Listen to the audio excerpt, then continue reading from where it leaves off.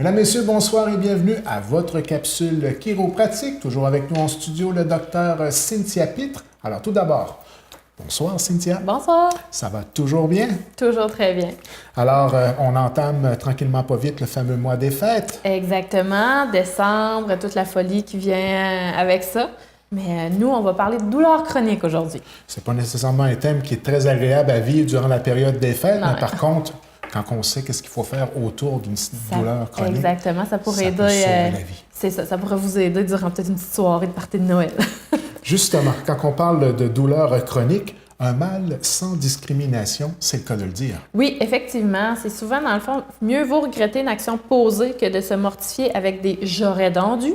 Donc, dans le cas des blessures du dos, c'est d'autant plus vrai parce que, dans le fond, le principe avec une blessure au dos, c'est qu'il faut agir rapidement et le plus rapidement possible si on veut éviter que ça dégénère assez rapidement et que ça devienne une douleur chronique. Quand on parle oui, c'est moi le docteur, de douleur chronique, c'est vraiment quand une douleur devient chronique après 12 semaines. Donc, au bout de 3 mois, s'il y en a une douleur qui persiste, on parle de douleur chronique. Et il y a une grande majorité des gens qui, au moins une fois dans leur vie, vont avoir à passer par l'aventure d'un petit mal de dos ou même un grand mal de dos. Là. Oui, il n'y a pas de discrimination au niveau de l'âge, au niveau du sexe, au niveau de la profession. Tout le monde n'est pas à l'abri parce qu'on a quand même de 70 à 85 % des Canadiens qui vont être affectés par des maux de dos au cours de leur vie. Statistique assez assez éloquent. Oui. Donc, on croit à tort qu'une douleur au dos va partir d'elle-même. Le fameux « Ah, ça va passer », c'est vraiment... Souvent, on le voit en clinique, là, tu sais, les gens arrivent, puis « Ah, là, ça fait 2 semaines que j'ai mal, je pensais que ça aurait passé, fait que là, ça passe pas, fait qu'ils se retrouvent chez nous. » Oui, exactement. Mais c'est ça, il ne faut pas ignorer ces douleurs-là si on veut être capable justement de poursuivre nos activités, puis d'éviter un arrêt de travail. Parce que c'est souvent ce que les gens vont donner comme excuse. « Ouais, mais là, tu sais, je voulais pas arrêter de travailler, puis je voulais continuer de faire mes activités, mais là, je peux plus. » Parce que souvent, si on consulte le plus rapidement possible, on va peut-être éviter ça, mais si on attend, ça peut dégénérer assez rapidement. En fait, c'est ça. Les blessures non traitées vont avoir des effets dévastateurs qui sont importants sur votre santé, votre travail, puis éventuellement votre revenu aussi si vous devez vous retrouver en arrêt de travail. Si, dans le fond, on se retrouve avec des besoins permanents, là, des lésions permanentes parce qu'on a laissé traîner les choses. Une fois dans sa phase chronique, la douleur est beaucoup plus difficile à éradiquer, puis le temps de guérison va être aussi augmenté. Donc, si on attend, ça va nous coûter plus cher en traitement parce que ça va prendre plus de temps avant qu'on soit capable d'éradiquer la douleur et ça va prendre plus de temps avant qu'il y ait une réhabilitation là, qui s'effectue puis qu'on soit capable de recommencer là, à faire nos activités. Hypothéquer l'avenir, dans le fond. Exactement. Donc, c'est ça, les dangers de la chronicité se manifestent également au niveau psychologique parce que souvent, c'est un petit peu en concomitance, les douleurs chroniques, ces gens-là vont être beaucoup plus à risque de dépression là, qu'une autre personne, là, en fait. Oui, souvent, l'activité physique, c'est ce qui permet d'avoir un certain équilibre dans la vie. Hein. Là, quand on commence à être obligé de couper un peu et qu'on accentue trop sur le travail, il y a un dérapage automatique. Là. Et c'est pas juste le fait que ces gens-là, à cause de leur douleur, ne feront plus d'activité physique. Ils ne feront plus d'activité physique parce qu'ils ont une douleur. Ils peuvent se retrouver en arrêt de travail parce qu'ils ont une douleur. Fait qu'eux, ils se lèvent le matin, ils ont mal, puis ils se couchent le soir, ils ont mal. Ça, c'est exactement. Fait que c'est ça qui, éventuellement, peut amener la dépression. Et avec la pression de la vie d'aujourd'hui et du travail, là, il faut vraiment faire attention à ce genre de choses. Effectivement. Donc, la première barrière de défense contre les maux de dos chroniques, ça demeure vraiment une intervention précoce et adaptée.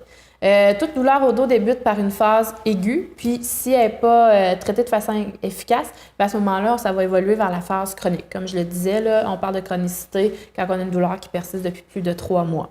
De toutes les causes possibles, dans le fond, pourquoi la douleur va se retrouver chronique, on va parler d'absence de soins, non suivi des recommandations, puis malheureusement un diagnostic là, erroné.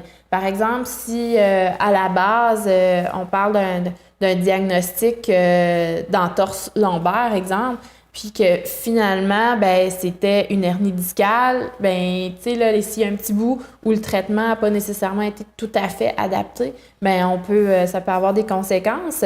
Ensuite de ça, le non-suivi des recommandations, ça, c'est l'adage de bien des gens. Tu sais, on va leur dire, faites pas telle activité, vous devriez faire tel exercice. Quand ils reviennent, avez-vous fait vos exercices? Non. Mais là, vous n'êtes pas aidé.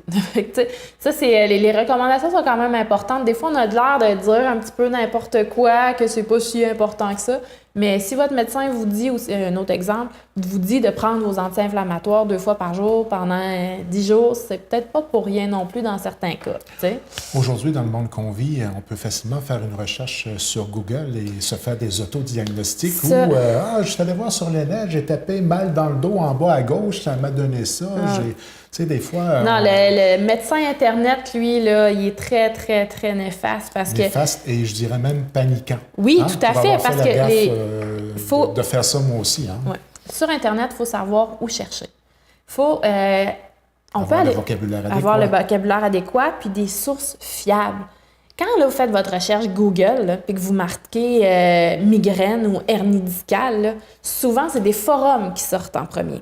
Les forums, là, c'est vraiment à ne pas consulter. Là, c'est les pires sources. En fait, il y a zéro fiabilité là-dessus. Ouais. C'est n'importe qui écrit un petit peu son expérience, un petit peu n'importe quoi. Donc, c'est ça, il faut essayer. Quand vous allez sur Internet, c'est important d'avoir des sources fiables. Une source fiable, par exemple, moi, toutes les chroniques que je vous fais ici sont distribuées par l'Association des chiropraticiens du Québec. Donc, on le sait que c'est vérifié. On le sait qu'ils ont les sources. Donc, ça, il n'y a pas de problème. C'est le genre de site que vous pouvez aller consulter. C'est vraiment l'Association du cancer de l'Est du Québec ou, par exemple, ou la Société canadienne du cancer. Là, je fais d'autres exemples, mais ça, on sait que c'est des sources fiables.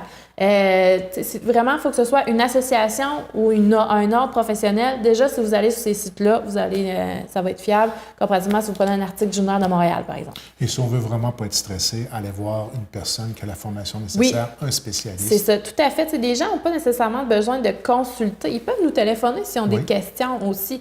C'est sûr qu'au téléphone, ça demeure limité, là, mais on peut quand même faire un petit bout de chemin avec eux, puis des fois les rassurer ou leur dire regarde, oui, tu devrais venir me voir. Oui, ou suggérer. Là. Oui, ou non, regarde, toi, ce serait plus vers tel professionnel de la santé qu'il faudrait se diriger ou quoi que ce soit. Préférence adéquate. C'est en plein ça. On est formé pour ça aussi.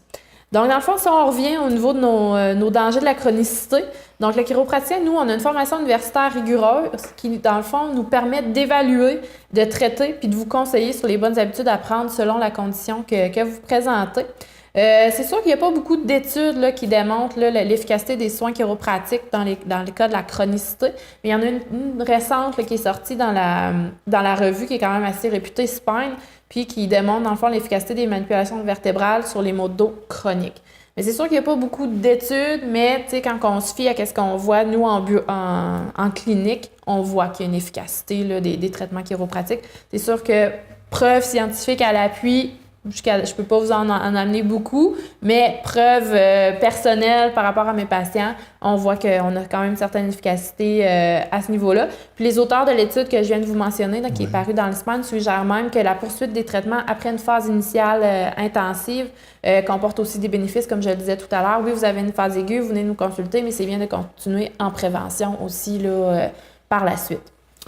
Donc, dans le fond, c'est agir pour éviter le pire. Exactement. C'est vraiment ce qu'il faut faire en premier, c'est d'aller consulter, d'être le plus précoce à ce niveau-là. C'est sûr que souvent, les gens vont avoir tendance à « je vais m'allonger, ça va passer, ça va bien aller ».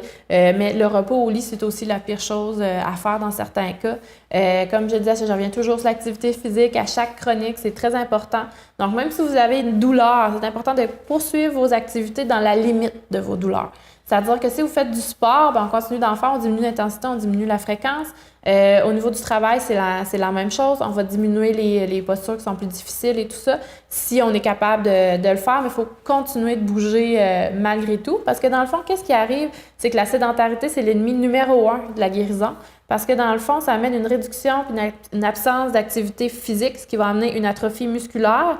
Puis, si on a une atrophie musculaire, notre convalescence va être plus longue, plus ardue. Puis, dans le fond, la rapidité d'intervention, c'est la clé pour la guérison rapide. Puis, le chiropraticien, c'est vraiment le professionnel de la santé là, de choix pour vraiment élaborer avec vous là, un plan complet qui va favoriser votre établissement. Bénéfice insoupçonné souvent de la chiropratique, c'est la capacité de pouvoir diminuer la douleur. Hein? Oui, c'est vraiment, nous, c'est spécial tout de même. Hein? Nous, dans le fond, nous, on est là pour ça. Notre but, c'est vraiment de diminuer la douleur chez les gens. Dans le fond, on a négligé les signaux d'alarme. Une petite douleur ici, une petite douleur ici. On les a pas vus. Maintenant, on a notre douleur chronique. Donc, nous, au niveau de la soulagement de la douleur, on est particulièrement efficace. tant que c'est causé par un problème articulaire ou musculaire. Dans le fond, nous, ce qu'on vient, c'est faire des manœuvres au niveau des articulations pour venir corriger ce qu'on appelle les subluxations vertébrales, entre autres. Puis, le chiropraticien va contribuer à rétablir la mobilité des vertèbres, puis qui peuvent, dans le fond, si notre mobilité vertébrale est diminuée, ça peut amener des interférences nerveuses. Donc, si on a des interférences nerveuses, bien, ça va amener par ricochet en même temps certaines douleurs musculaires qui vont contribuer à la chronicité de la douleur. Fait que nous, dans le fond aussi, on va vous conseiller là, sur vos choix alimentaires, votre niveau d'activité physique, l'ergonomie de votre poste de travail, la gestion du stress aussi. Ça, c'est vraiment quelque chose à oui, exactement, parce que c'est un petit peu comme un cercle vicieux. Des fois, la personne va dire « Ah, ben là, tu sais, j'ai mal, j'ai vraiment mal, mais là, tu sais, j'ai peur que ça revienne. » Puis là, elle demeure crispée. Fait que ça agit tout sur le psychologique, ça aussi. Fait qu'on ne réussit pas nécessairement à avoir le relâchement musculaire qu'on veut avoir parce qu'il y a un certain stress que la personne se crée par rapport à tout ça. Donc, ça, c'est un autre impact là, qui joue au niveau de la douleur beaucoup, là, l'aspect psychologique, là, il est à ne pas négliger lui non plus. Donc, finalement, bien, si on veut dire non à la douleur puis se libérer des statistiques, là, bien, c'est de consulter la personne, un gestionnaire efficace de la douleur qui est votre chiropraticien. Là, il va pouvoir vous accompagner dans toute cette démarche-là puis démystifier un peu, là, OK, c'est quoi mon diagnostic? Qu'est-ce que j'ai? Qu'est-ce qui se passe? Qu'est-ce qu'on peut faire? C'est quoi mes options? Le chiropraticien, il est là pour ça, pour vous donner les conseils adaptés aussi. Donc, à la maison, si vous traînez une petite douleur, n'hésitez pas à aller chercher au moins l'information. Oui, exactement. N'hésitez pas. Là, on est là pour aider les gens. Donc, venez nous voir ou appelez-nous pour nous dire, regarde, moi, j'ai ça. Est-ce que souvent, il y a des gens qui nous appellent, regarde, moi, j'ai un nerf sciatique coincé, traite-tu ça? Oui, c'est certain qu'un nerf sciatique, je vais aller traiter ça. Ça fait partie de mon champ de pratique. Il n'y a pas de problème. Mais c'est sûr que si quelqu'un m'appelle et me dit, je viens de tomber, puis je pense que je me suis fracturé le pied. Peux-tu aller chez vous? Non, ça, c'est pas chez nous qu'il faut venir. Ça rentre pas dans mon champ de pratique.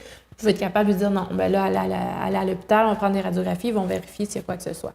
C'est vraiment, c'est assez large. On est des docteurs, en fait, en chiropratique. Fait que, mais au niveau du diagnostic, là, on est assez bien outillés pour à peu près n'importe quelle condition, là, dans la mesure du possible.